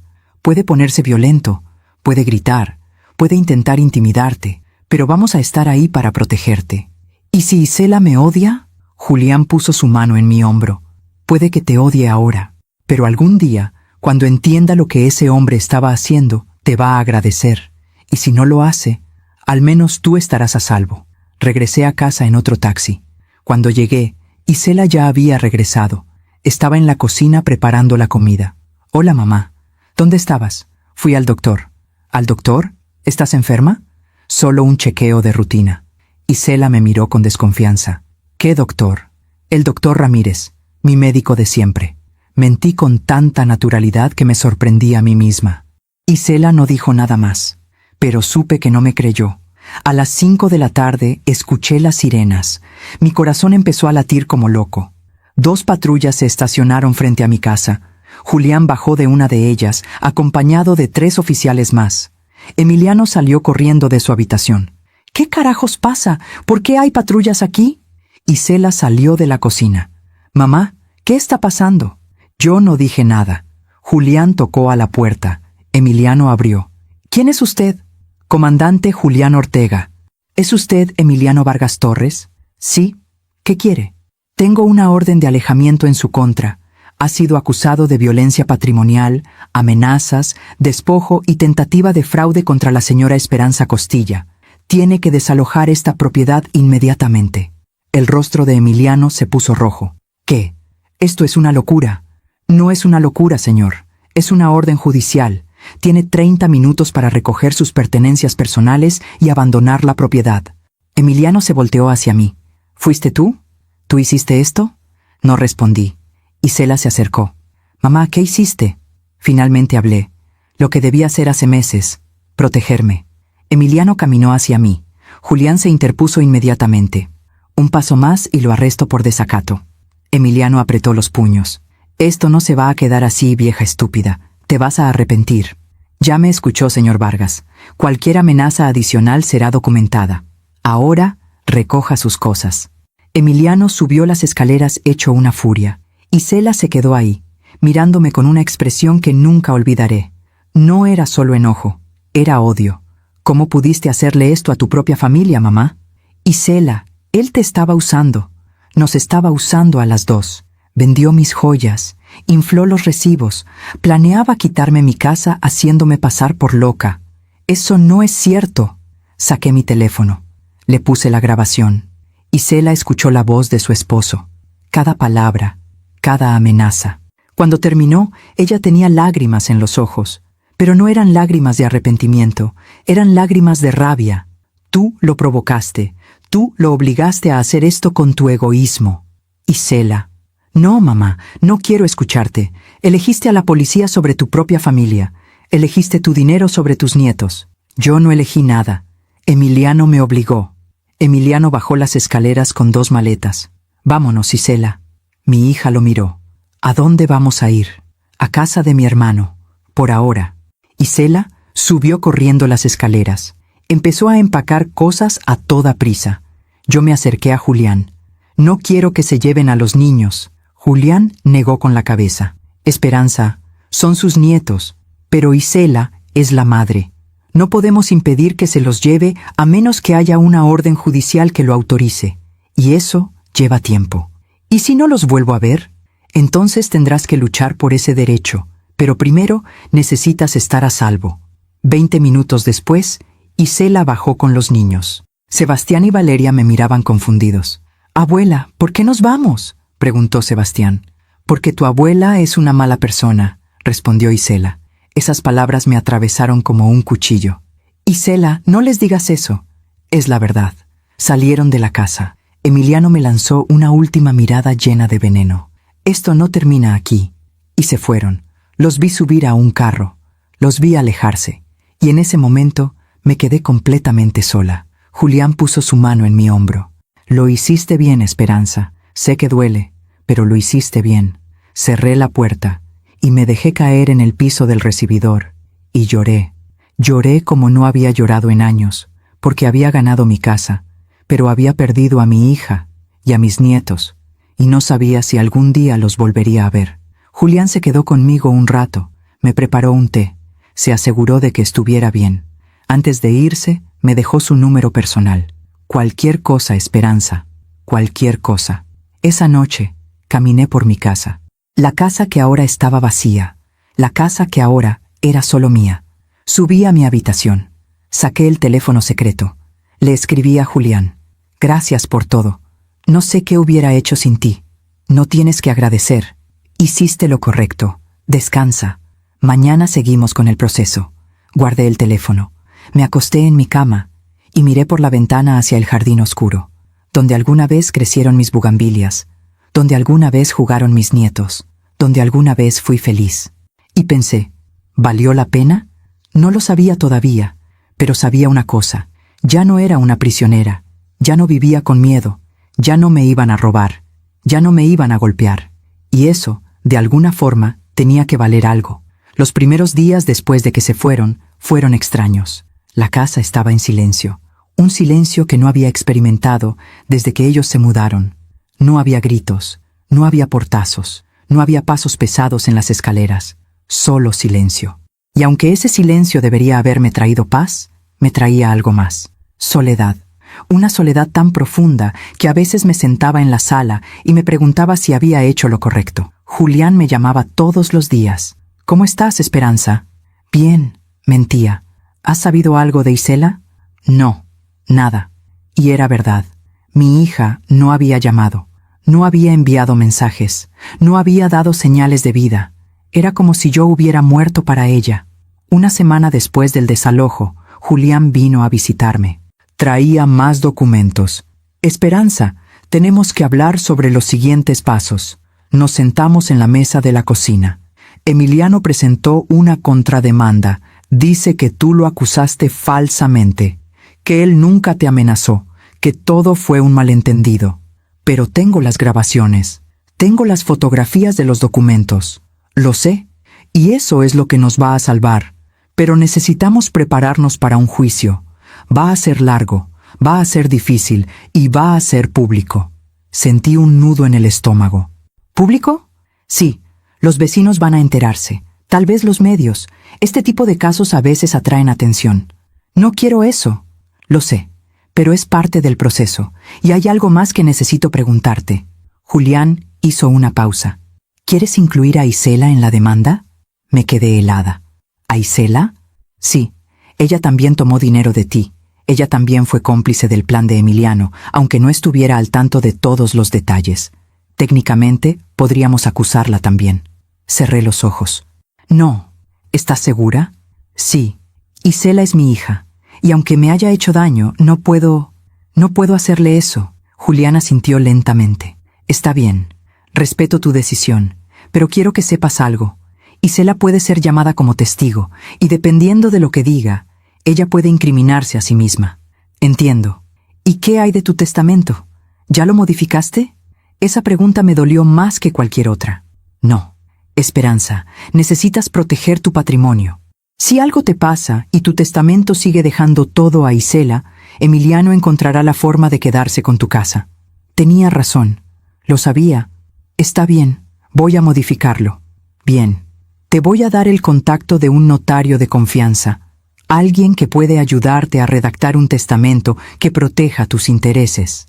Esa tarde, después de que Julián se fue, me quedé sentada en la cocina durante horas, mirando las paredes que alguna vez fueron testigos de risas familiares, mirando la mesa donde comimos juntos, mirando el jardín donde mis nietos jugaron, y tomé una decisión que me dolió hasta los huesos, pero que sabía que era necesaria.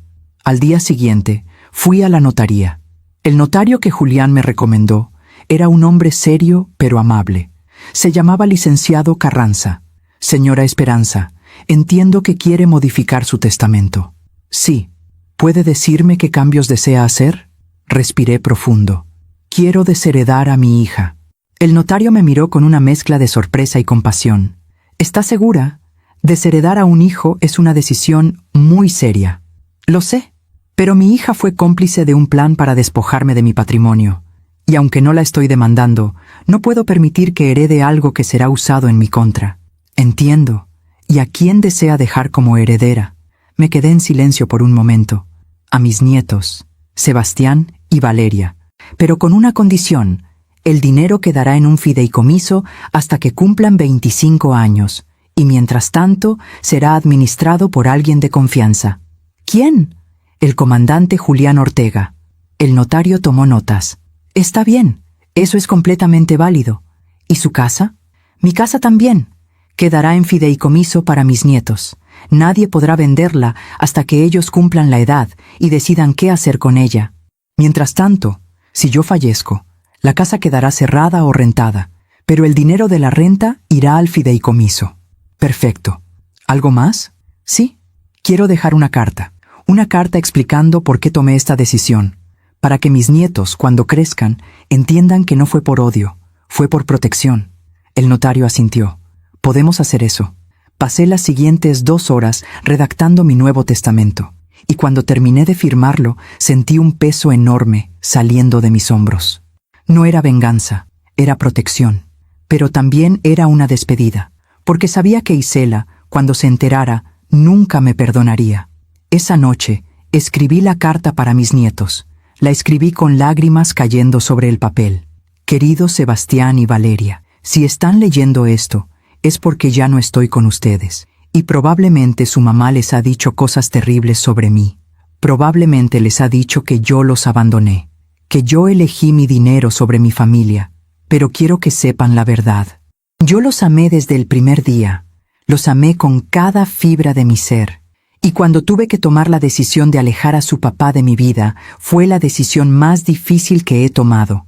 Pero era necesaria, porque su papá estaba tratando de robarme, de quitarme mi casa, de hacerme pasar por loca para poder quedarse con todo lo que su abuelo Rodrigo y yo construimos durante 40 años. Y yo no podía permitirlo, no porque fuera egoísta, sino porque esa casa, ese patrimonio, es su futuro.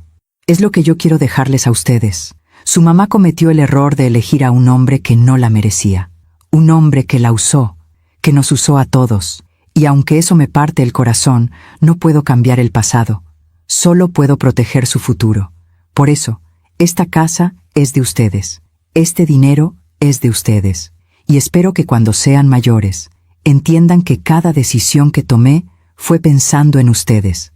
Los amo. Siempre los he amado, siempre los amaré. Su abuela, Esperanza. Guardé la carta en un sobresellado. Se la di al notario para que la anexara al testamento. Y cuando salí de esa oficina, sentí algo extraño. No era felicidad, no era tristeza, era paz. Una paz dolorosa, pero paz al fin. Los siguientes días fueron de reconstrucción. Empecé a limpiar la casa, a deshacerme de todo lo que Emiliano había traído, de todos los muebles feos que había puesto en mi sala, de todas las cosas que no eran mías. Poco a poco, mi casa volvió a ser mi casa. Volví a poner mis plantas en el jardín. Compré nuevas bugambilias y las planté en el mismo lugar donde Emiliano había arrancado las otras. Volví a cocinar para mí, comidas sencillas, sopas, guisados, arroz con leche. Volví a salir al parque, a caminar, a saludar a mis vecinas. La señora Remedios, mi vecina de al lado, me detuvo un día. Esperanza, me enteré de lo que pasó. Cuánto lo siento. Gracias, doña Remedios. ¿Estás bien? Sí, estoy bien. Si necesitas algo, aquí estoy. Y me abrazó. Ese abrazo me recordó que no estaba completamente sola, que todavía había gente buena en el mundo. Un mes después del desalojo, recibí una llamada inesperada. Era Isela. Mi corazón se aceleró cuando vi su nombre en la pantalla. ¿Hola? Mamá. Su voz sonaba fría, distante. Isela, ¿cómo estás? ¿Cómo están los niños? Los niños están bien, no gracias a ti. Sentí una punzada en el pecho. Isela, yo... No quiero escuchar tus excusas, mamá. Solo te llamo para avisarte algo. Emiliano y yo nos vamos a ir de la ciudad. Nos vamos a Guadalajara. Él consiguió trabajo allá. ¿A Guadalajara? Pero... no vamos a volver. Y no quiero que intentes contactarnos. Los niños no necesitan en su vida a una abuela que destrozó a su familia. Isela, yo no destruí nada, yo solo me protegí. Eso es lo que tú crees, pero la verdad es que elegiste tu dinero sobre nosotros, y eso nunca te lo voy a perdonar. Hija, por favor. Adiós, mamá. Y colgó. Me quedé ahí, con el teléfono en la mano, sintiendo cómo las lágrimas corrían por mi rostro. Sabía que este momento llegaría, pero eso no lo hacía menos doloroso. Esa noche, saqué el teléfono secreto. Le escribí a Julián. Isela se va a Guadalajara. Me dijo que no quiere que los contacte, que no quiere que vea a mis nietos. La respuesta llegó en minutos. Lo siento, Esperanza. Sé que duele, pero hiciste lo correcto. Y algún día, cuando tus nietos crezcan, ellos van a entender. ¿Y si no entienden? Entonces habrás hecho lo correcto de todas formas, porque lo correcto no siempre es lo que trae felicidad inmediata. A veces, es lo que trae paz a largo plazo. Guardé el teléfono. Y esa noche, en lugar de llorar, hice algo diferente. Salí al jardín, me senté en mi vieja mecedora y miré las estrellas. Y por primera vez en mucho tiempo me sentí libre. Libre de las amenazas, libre de los robos, libre del miedo. Y aunque mi corazón estaba roto, sabía que había tomado la decisión correcta, porque a veces, protegerse a uno mismo no es egoísmo, es supervivencia. Y a veces, amar a alguien significa dejarlos ir, incluso cuando duele, incluso cuando parece imposible, incluso cuando el precio es la soledad. Me quedé ahí, en el jardín, bajo las estrellas, sintiendo la brisa fresca de la noche, y susurré al viento: algún día entenderán, algún día. Y aunque no sabía si ese día llegaría, me aferré a esa esperanza, porque la esperanza era lo único que me quedaba. Y era suficiente. Pasaron 6 meses, 6 meses en los que mi vida se convirtió en una rutina tranquila, pero solitaria. Me levantaba temprano, regaba mis plantas, preparaba mi café, salía a caminar al parque. Julián seguía visitándome una vez por semana.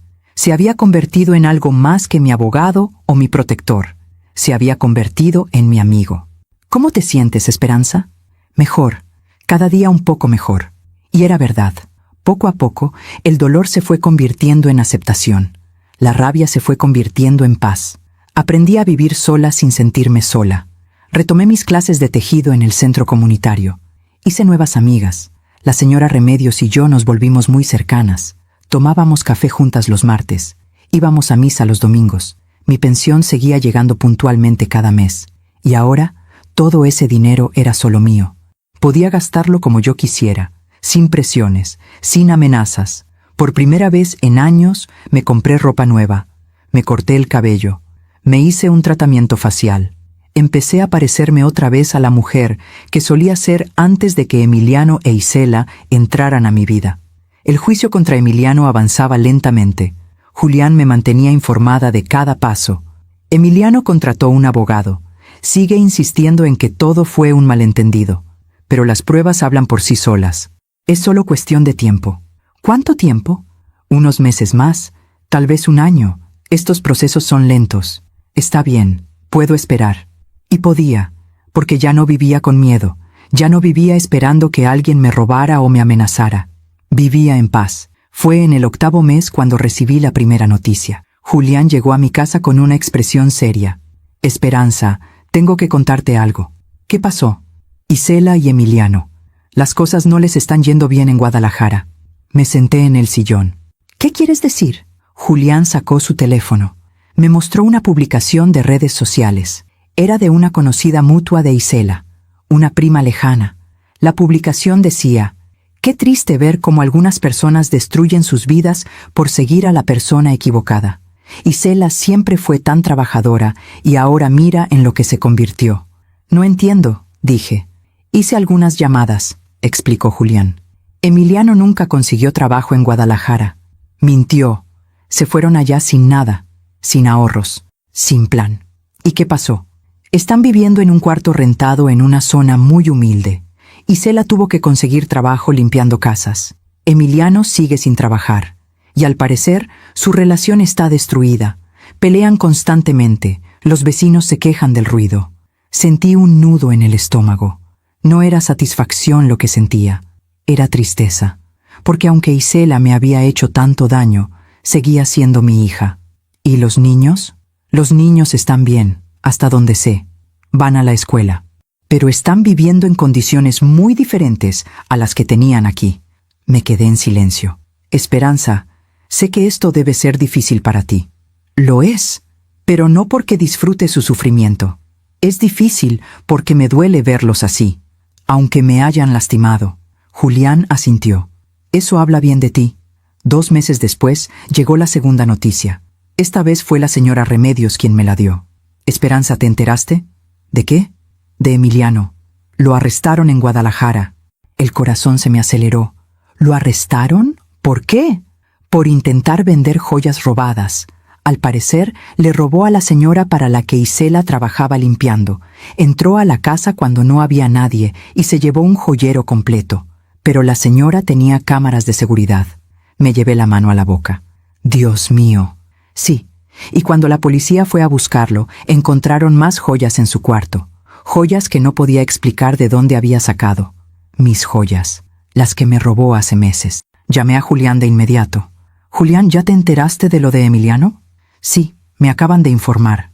La policía de Guadalajara encontró varias piezas que coinciden con la descripción de las joyas que reportaste robadas. Mis aretes, mi anillo de bodas y otras cosas que ni siquiera sabía que me faltaban. ¿Qué va a pasar ahora? Van a procesarlo en Guadalajara por el robo reciente.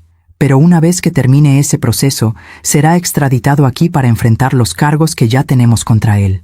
Esperanza, este hombre va a ir a la cárcel, no hay duda». Colgué el teléfono. Y no sentí alegría, no sentí venganza, solo sentí cansancio. Cansancio de todo este dolor, de toda esta destrucción. 3 semanas después, recibí una llamada. Era un número desconocido. «¿Hola? ¿Mamá?» Era Isela. Su voz sonaba rota, destruida. «Isela, mamá, necesito hablar contigo». «Está bien, habla». Escuché sollozos del otro lado de la línea. «Arrestaron a Emiliano. Está en la cárcel. ¿Y yo? Yo no tengo dinero para un abogado. No tengo dinero para nada. Apenas tengo para comer. Isela, sé que no tengo derecho a pedirte nada. Sé que te hice daño. Sé que fui una mala hija. Pero por favor, mamá, por favor, necesito ayuda. Los niños necesitan ayuda». Cada palabra era una daga en mi corazón. «Isela, ¿tú sabías lo que Emiliano estaba planeando?» Silencio. «Contéstame con la verdad». Más sollozos. «No todo. No sabía que te había golpeado. No sabía que quería declararte incapaz. Pero sabía que te estaba quitando dinero. Sabía que había vendido tus joyas. Y no hice nada para detenerlo. ¿Por qué no? Porque tenía miedo. Tenía miedo de quedarme sola. Tenía miedo de que si lo dejaba, no iba a poder mantener a mis hijos sola. Y pensé que si tú nos dabas dinero, todos estaríamos bien. Pero no estaban bien, Isela. Estaban destruyéndome. Lo sé, mamá. Y lo siento. De verdad lo siento». Cerré los ojos. «Isela, no voy a ayudarte con un abogado para Emiliano. Mamá, por favor. No, ese hombre me robó, me amenazó, me golpeó y planeó quitarme todo. No voy a mover un dedo para ayudarlo». «Está bien, lo entiendo. Pero ¿y los niños? ¿Y yo? Mamá, no tengo trabajo estable. Apenas me alcanza para pagar la renta. Sebastián necesita lentes y no puedo pagarlos. Valeria está comiendo solo frijoles y arroz». Sentí que el corazón se me partía en 2. «¿Qué quieres que haga, Isela?» «No lo sé. Solo necesito ayuda. Cualquier ayuda». Respiré profundo. «Te voy a hacer una transferencia. 3,000 pesos. Pero con una condición». «¿Cuál?» «Que uses ese dinero solo en los niños, en comida, en útiles escolares, en lo que ellos necesiten. No en abogados para Emiliano, no en rentas caras, solo en los niños». «Sí, mamá, sí, lo prometo». «Y otra cosa, Isela, esto no significa que estemos bien, no significa que olvidé lo que pasó, pero no voy a dejar que mis nietos sufran por los errores de sus padres». «Gracias, mamá, gracias». «Isela, ¿sí? ¿Todavía amas a Emiliano?» Hubo un largo silencio. «No lo sé. Tal vez lo amaba, o tal vez solo tenía miedo de estar sola. Pero ahora Ahora que veo en lo que se convirtió nuestra vida, creo que nunca lo conocí realmente. Él te usó, Isela. Nos usó a las dos. Lo sé. Colgamos. Esa tarde hice la transferencia. 3,000 pesos. No por Isela, por Sebastián y Valeria. Julián vino a visitarme al día siguiente. Escuché que hablaste con Isela. ¿Cómo te enteraste? Porque te conozco, Esperanza, y porque imaginé que te iba a buscar. Le di dinero, solo para los niños. Julián asintió. Hiciste bien, pero ten cuidado, no dejes que vuelva a manipularte. No lo hará. Ya aprendí. 3 meses después llegó la noticia final. Emiliano fue sentenciado a 5 años de prisión en Guadalajara por robo. Y después de cumplir esa sentencia, sería transferido a la Ciudad de México para enfrentar los cargos de violencia patrimonial, amenazas y fraude. En total, enfrentaba hasta 10 años de cárcel. Julián me lo confirmó con una llamada. Se acabó, Esperanza. Ganamos. Pero yo no sentí que había ganado nada. Solo sentí que finalmente podía cerrar ese capítulo. Isela me llamó una última vez ese año. Mamá, me voy a divorciar de Emiliano. Me parece bien, hija. Y quería preguntarte algo. Dime, ¿crees que algún día puedas perdonarme? Me quedé en silencio. No lo sé, Isela. Tal vez algún día. Pero hoy todavía duele demasiado. Lo entiendo. Pero quiero que sepas algo. Aunque no pueda perdonarte ahora, nunca voy a dejar de preocuparme por ti. Y nunca voy a dejar de amar a mis nietos. Gracias, mamá. Cuídate, Isela. Y cuida a mis nietos. Lo haré. Y colgamos. Esa noche salí al jardín. Mis bugambilias habían crecido hermosas, más hermosas que antes. Me senté en mi mecedora y miré las estrellas y pensé en todo lo que había pasado, en todo lo que había perdido y en todo lo que había ganado. Porque sí, había perdido a mi hija, había perdido la relación con mis nietos, había perdido la ilusión de una familia unida, pero había ganado algo más valioso, mi dignidad, mi casa, mi paz y la certeza de que había hecho lo correcto. Emiliano estaba en la cárcel, no porque yo lo hubiera vengado, sino porque sus propias acciones lo llevaron ahí. Porque la vida, tarde o temprano, siempre cobra sus deudas, y aunque me dolía ver a Isela sufriendo las consecuencias de sus decisiones, sabía que ese sufrimiento era necesario, porque solo a través del dolor se aprende, solo a través de la pérdida se valora lo que se tenía, y tal vez, solo tal vez, algún día Isela entendería que yo no la abandoné, que yo solo me protegí, y que a veces el amor más grande es el amor que te obliga a soltar. Me quedé ahí, bajo las estrellas, sintiendo la brisa fresca, y por primera vez en mucho tiempo sonreí, porque sabía que iba a estar bien, porque sabía que el karma había hecho su trabajo, y porque sabía que aunque el camino fue doloroso, valió la pena, valió cada lágrima, cada noche sin dormir, cada momento de soledad, porque al final aprendí la lección más importante de todas, que a veces la justicia no llega de nuestras manos, llega del universo, y llega justo cuando tiene que llegar. Han pasado 2 años desde aquella noche en que Emiliano me arrastró por el cabello y me encerró en ese cuarto oscuro. 2 años desde que saqué mi teléfono secreto y pedí ayuda. 2 años desde que mi vida cambió para siempre. Hoy tengo 63 años, y cuando me miro al espejo, veo a una mujer diferente. Veo arrugas que no estaban antes, canas que se multiplicaron, pero también veo algo más. Veo fortaleza, veo dignidad, veo paz. Mi casa sigue siendo mi refugio. La he ido llenando de nuevo con cosas que me hacen feliz. Plantas en cada rincón, fotografías de Rodrigo, libros que siempre quise leer y nunca tuve tiempo. El jardín está más hermoso que nunca. Las bugambilias crecieron tanto que la señora Remedios dice que parecen nubes rosadas flotando sobre la cerca. Sigo saliendo al parque todos los días. Sigo tomando café con mis amigas. Sigo asistiendo a mis clases de tejido. Mi vida es sencilla, pero es mía. Julián sigue visitándome. Ya no como mi abogado, sino como mi amigo. Tomamos café, platicamos, reímos. Hace unos meses me confesó algo. Esperanza, cuando me llamaste esa noche hace 2 años, no sabía qué tan grave era tu situación. Pero en cuanto escuché tu voz, supe que tenía que ayudarte, porque tú me ayudaste hace muchos años cuando nadie más lo hizo, y esa es una deuda que nunca olvidé. Tú no me debías nada, Julián. Claro que sí, y más que eso, me alegra haber estado ahí. Me alegra haber sido parte de tu recuperación. Esas palabras me conmovieron profundamente, porque me recordaron que aunque perdí una familia, gané amistades verdaderas. El juicio contra Emiliano terminó hace 6 meses. Fue declarado culpable de todos los cargos: violencia patrimonial, amenazas, fraude, despojo intentado. En total, lo sentenciaron a 12 años de prisión. 12 años en los que no podrá hacerle daño a nadie más. Cuando Julián me dio la noticia, no sentí alegría. No sentí venganza cumplida. Solo sentí alivio. Alivio de que finalmente había terminado.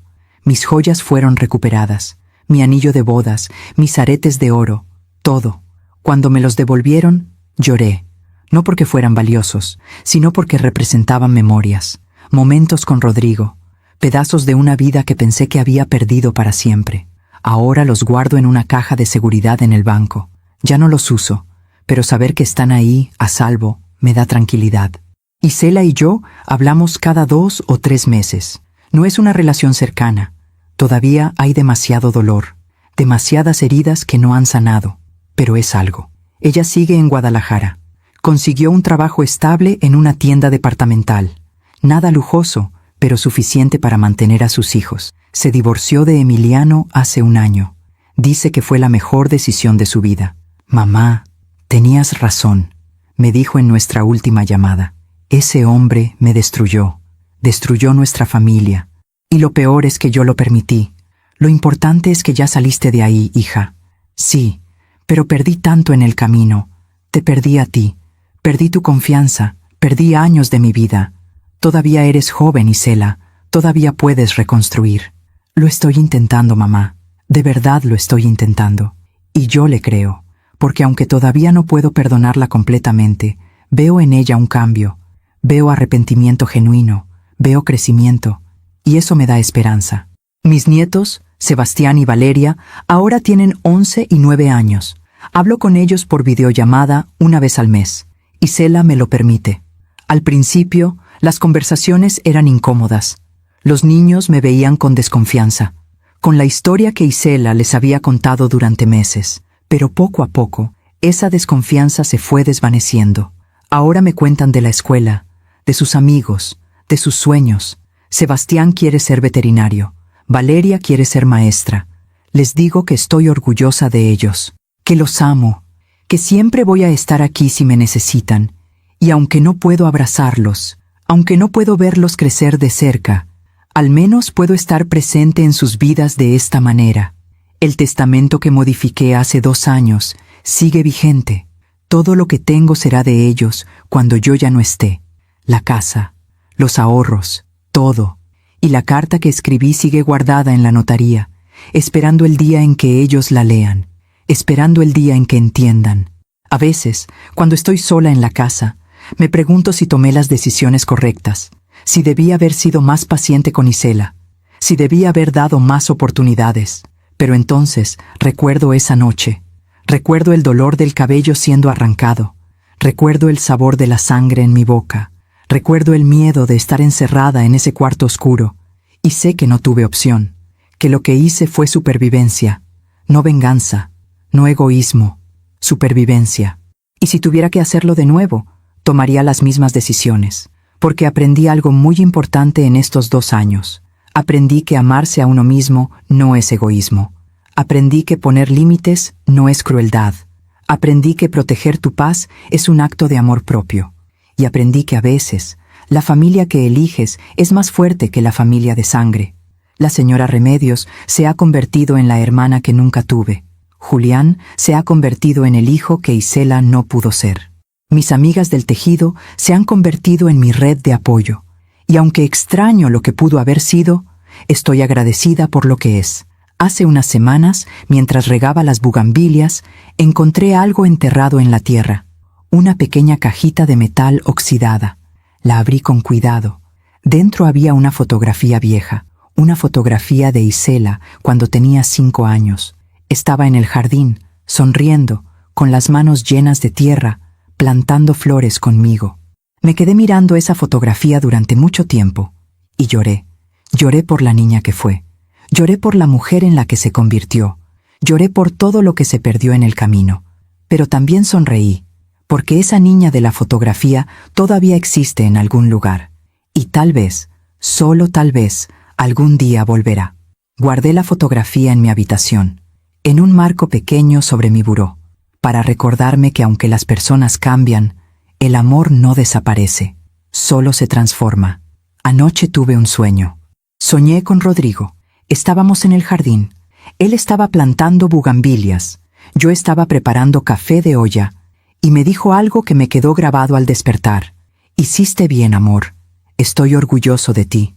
No sé si fue realmente un sueño, o solo mi subconsciente dándome el permiso que necesitaba, pero me dio paz. Hoy, mientras escribo esta historia en mi mente, mientras la repaso para contarla, sé exactamente por qué necesito compartirla. No para buscar compasión, no para buscar venganza, sino para que otra mujer, en algún lugar, sepa que no está sola, que si está viviendo lo que yo viví, hay salida, que si está siendo abusada, manipulada, despojada, hay esperanza, que no tiene que aguantar, que no tiene que quedarse callada, que tiene derecho a protegerse, que tiene derecho a vivir en paz, y que el amor a la familia no significa permitir el abuso. Si mi historia puede ayudar a una sola mujer a abrir los ojos, a tomar su teléfono, a pedir ayuda, entonces todo lo que viví habrá valido la pena, porque el silencio protege al abusador, pero la verdad libera a la víctima. Y yo ya no soy una víctima, soy una sobreviviente. Tengo 63 años, vivo sola en mi casa. Mis bugambilias florecen cada primavera. Y aunque mi vida no es perfecta, es mía. Y eso es suficiente. Esta mañana, mientras tomaba mi café en el jardín, vi una mariposa posarse sobre las bugambilias. Era amarilla, brillante, hermosa, y pensé en algo que mi madre solía decirme cuando era niña.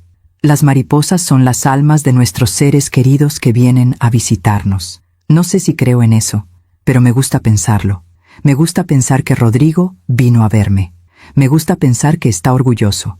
Me gusta pensar que todo estará bien. Y sabes algo, querida amiga, que me escuchas desde donde estés. Todo estará bien. Tal vez no hoy, tal vez no mañana, pero algún día, porque la vida siempre encuentra la forma de equilibrarse. El karma siempre cobra sus deudas, y la justicia, aunque tarde, siempre llega. Solo tienes que ser lo suficientemente fuerte para aguantar hasta que llegue. Solo tienes que ser lo suficientemente valiente para pedir ayuda. Y solo tienes que recordar una cosa, que tu vida te pertenece, y nadie, absolutamente nadie, tiene derecho a quitártela. Gracias por escucharme hasta el final. Si esta historia tocó tu corazón, suscríbete y activa la campanita para escuchar más historias de mujeres que transformaron su dolor en sabiduría.